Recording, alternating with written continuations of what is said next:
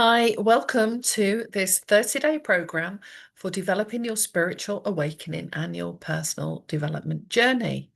So, we are on day 4. So, do you want to develop your intuition and discernment? Do you struggle to work out sometimes whether it's your intuition or your logic? Do you second guess yourself? So we talked a bit about that in day 3, where we looked at releasing illusions. And today we're looking at developing intuition and discernment. So the first aspect of this is to connect with the tarot cards. I'm using the High Priestess again because the High Priestess is the guardian of mystery and sacred knowledge.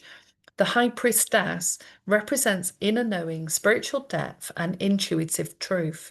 So connect with the colours and the imagery of the card so that this now connects you with this idea of you developing your intuition.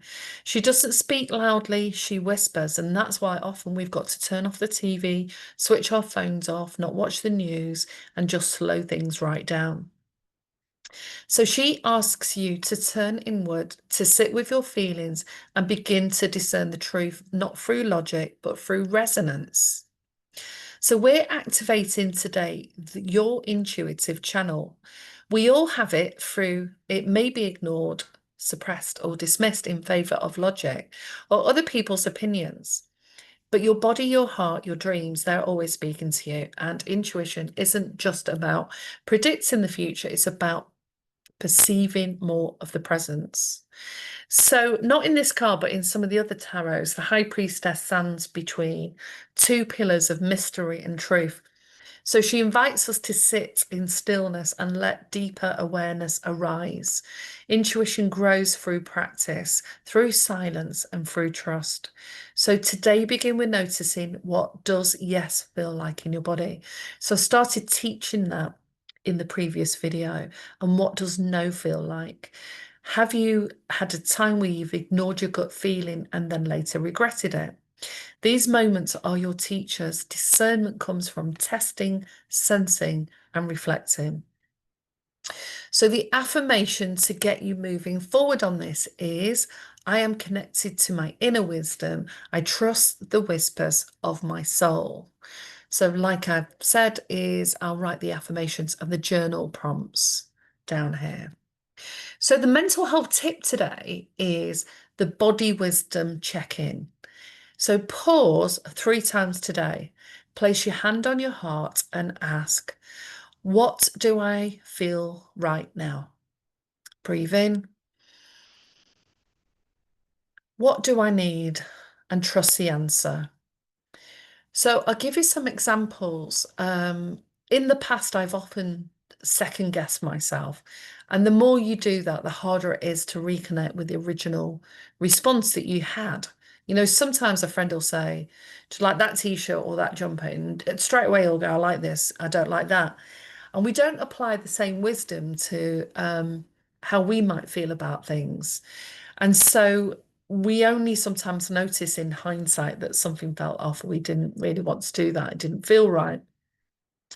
So when you wake up in the morning, the first thing that you can do, even though you're getting up for work, is you can just tune in and say, what do I feel right now?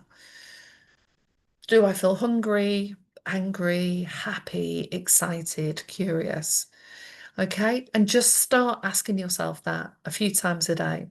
Before lunch, ask yourself the same thing. What do I need? Do I need some water? Do I need to eat? Do I need a walk? And then trust the first answer. So the yoga move with this is called the seated forward fold. So that activates this process. So you can look on Pinterest for the yoga moves. And the book recommendation is Radical Intuition by Kim Chesney. And the song recommendation is Cosmic Dancer. So the research behind this, before I give you the journal prompts, are research in neuroscience has shown that the gut has over 5 million neurons, often referred to as the second brain.